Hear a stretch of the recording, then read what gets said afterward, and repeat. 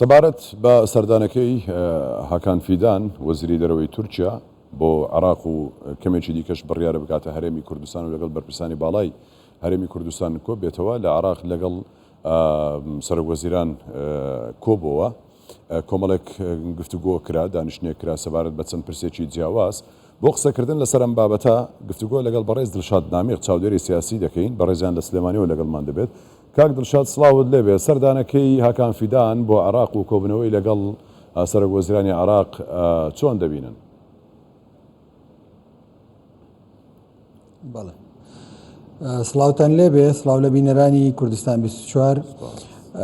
دیارە هاتنی وەزیری خارجی تورکیا بۆ عێراق چەند دەلالەتێکی گرنگی هەیە. یەکەم گرنگترین دەلالەتیان ئەوەیە کە تورکیا پێمانەڵێ لە فترەی داهاتووی حکومی ئەردۆغان و لە فترەی داهاتووی حکوومەتی نوێی تورکایە دەسەڵاتی نوێی تورکایە ساحەی عێراق چۆڵ ناکاوە وازە نفوز و لە پێگەی خۆی نایەنێ لە عێراقاوە بە قووەتەوە لە عێراقا ئەبێەوە پارێزگاری لە بەرژەوەندەکانی خۆی ئەکا لە عێراق و ڕێگە نادا کەوا خەڵکی تر ئەو بۆشاییە پڕ بکاتەوە کە پێشتر لە لاوازبوونی ڕۆڵی ئەمریکا دروست بووە. دەلالەتێکی تری ئەم سەردانە ئەوەیە کە وەک لە لێدوانی ڕسمی وەزیری خارجیە هاتە بوون ئەوەیە کە ڕوانگەی تورکیا بۆ مەسەلەی سیاسەتی خارجی بەرامبەر بە عێراق هێشتا ڕوانگەیەکی ئەمنیە و مەسەلەی چارەسەرکردنی کێشە ئەمنیەکانی تورکیا لە سنووری لەگەڵ عێراق و هەرێمی کوردستانە یەک لە ئەولەویاتی تورکیایەوە کاری لەسەر ئەکا و بۆ چارەسەرکردنی ئەم بابەتەش پەنا بۆ گوشار خستنە سەر دەوڵەتی عێراق و حکوومەتی عێراق ئەبا بە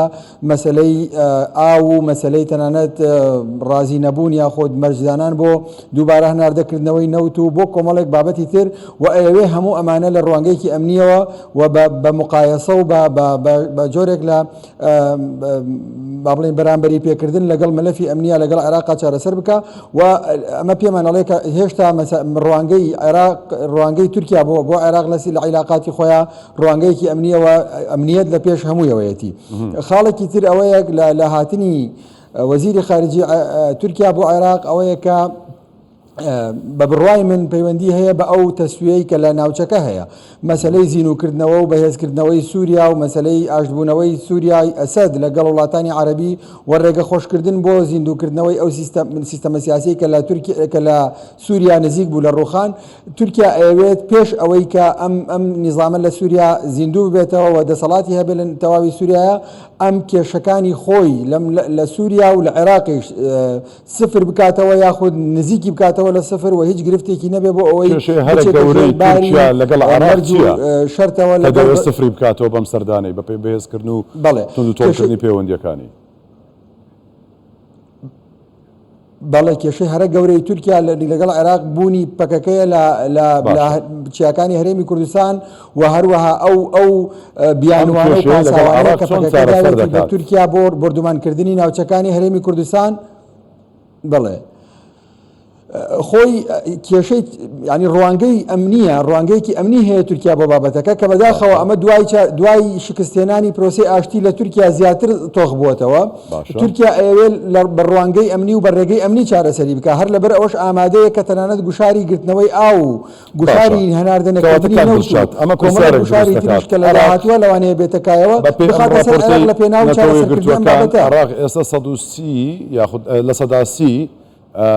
ئاوی پێدەدرێت لەلایەن وڵاتانی دراوسێەوە وەزعێکی زۆر خراپی هەیە لە ڕووی مەسەلەی ئاوەوە خەریکە وڵاتە هەرس دێنێت ڕۆژانەش راپۆرتەکان دەری دەخەن کە چ مەترسیەک ڕوو لە عێراق دەکات هۆر و زۆنگاوەکان هەمووی وشک بوون. ئەمە عێراق ئەگەر بکەوێتە حاڵەتەوە کەشتێکی خۆنەویستە هیچ هەڵسوڵ و کەوتی لەگەڵ ناکرێت لە بەرامبەردا و ڕوانگە ئەمنی کە تۆ باسی دەکەیت ئایا لەگەڵ تورکیا سەبارەت بەما بە پەکەکە بەرامبەر بە ئاو دەکەنە ڕێککەوتن عێراق چی دەکات؟ چی پێ دەکرێت بۆ تورکیا؟ خۆی عێراق عێراق ناچارە کە مل بدا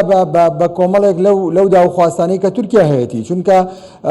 دەماری حیات و ژیانی عێراق کە ئاوە لە دەست تورکیایە و ئەمە بە درێژایی 40-50 ساڵی ڕابردوو شووا بووە خۆ ئەمە تازە نییە بەڵام لەبەر ئەوەی لە ماوەی 20 ساڵی ڕابردووە لە عێراقدا دوای ڕوخانی سەدام لە عێراقا ئەو دەسەڵاتانەی کە هاتوونەتە سەر دەسەڵات ڕوانگەیەکی استراتیژیان نەبووە بۆ مەسەلەی دابینکردنی ئەمنی غەزایی و ئەمنی ژێرخانی ئاو ژێرخانی وزە لە عێراقا ئەوە وای کردووە کە ئەو مەسەلەی ئێهمال کراوە وا کراوەکە لە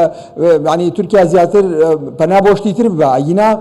ئەوە ڕوون و ئاشکرایەکە بەپێی هەڵکەوتەی جوغرافی و بەپێی ئەو کەشەی کە ئێستا هەیە دەماری حیاتی ئاوی عێراق لە لای تورکیاکەواتە عێراق چی دەکات بۆ تورکیا خەڵکەکە ناچار بووە بەڵێ جا من ئەگەر ڕێگەم بێ ینی باشە بەس بە مەترسی ئەم بابەتە مەترسیەکە ینی مەترسیەکەی بۆ شعبیەتی عێراق هەیە جا عێراق ئەبێ چی بکە بەڕاستی عێراق پێویستی بەوە هەیە کە یەکەم عێراق وەک دەوڵەت و بەشێک لەو میلیشیانەی کە سەر بە دەوڵەتی عێراقین پەیوەندیان لەگەڵ پەکەکە هەیە ئەمە تورکیا ئەمەی نەشاردوێتەوە و باسی کردووە و معلوماتیان هەیە لەسەر ئەم بابەتە وەک دوێنێوتی لە سەرەتایە بە بڕای من پێویستە ئەم پەیوەندیانە ببڕێەوە لەوانەیە چاو بەمەیە بخشێنێتەوە گوشارێک بۆ پەکەکە بێنێ کە لە شارەکانی ئەو شارانەیە لە ژێر دەسەڵاتی دەوڵەتی عێراقیان بکشێتەوە یاخود بە جۆرێک لە جۆرەکان خەفە بێ ئەمە ڕێگەی دوای ئەوە دێتەکایەوە کە ئایا عێراق ئەتوان تەبەن عێراق ناتوانێت لە ڕێگەی هێزەوە پەکەکە و ئەو هێزانە لە چیاکانی قەندیل و لە شوێنەکانی تر دەربکە بەڵام بە لێبڕینی مەعونەت و بە سازکردنی زەمینە ئەکرێ زۆر باشە هەم عێراقیش قازانج ئەکا لەم بابەتەکە عێراق نابێ بێ بە پێ بۆ لێدان لەو دراوسەکانی عێراق کاڵێن دراوسەکانی عێراق ینی ئێران و یعنی تورکیاش لەبیرمان نەچێ ئێران هەڕەشەی هاتنە ناوەی کردووە بۆ لێدان لە هێزە بەرهەڵسکارەکانی خۆی و ئەمە بە بڕوای من ئەمەش لایەنێکی تری ئەم سەردانەی هاکان فیدانە کە خۆی کەسێکی ئەمنیە پێش ئەوەی وەزیری خارجی بێ و کەسێکی بەهێزە لە ناو حکوومەتی تورکی کە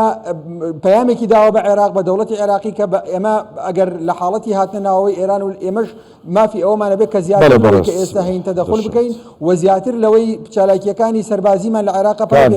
بۆیە بە بڕوای من عێراق ناچار ئەبێ زۆر باشە هیچ کاتم نەما ئەم بابەتە زۆر هەڵدەگرێت